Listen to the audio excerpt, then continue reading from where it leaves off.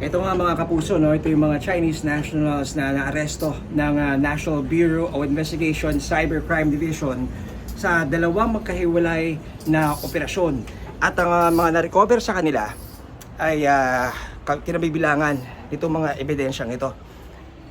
Tulad na lamang nitong tatlong baril, isang 9mm, 945 at mga bala, isang military smoke grenade na hindi basta-basta nabibili sa anumang tindahan. So ito siya, 1.5 million pesos na cash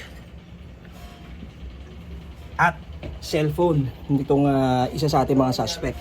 Ang kwento nito mga kapuso ay itong grupong ito ay sangkot sa iba't ibang klase ng scamming activities tulad ng phishing, scamming, at ang mga target nila ay mga biktima sa Europa.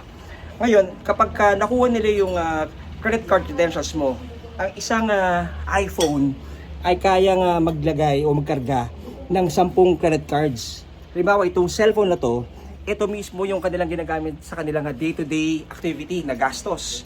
Kung meron silang ganitong cellphone, ang kailangan nilang gawin ay itatap nila to sa mga POS machine. So, na-entrap sila ng NBI dahil sila ay naghahanap ng mga tao na magpapahiram ng kanilang POS machine. Ang alok 20% ng kabuong kita ang ibibigay doon sa may-ari ng POS machine. Ang hindi nila alam ay NBI na pala ang kanilang kausap.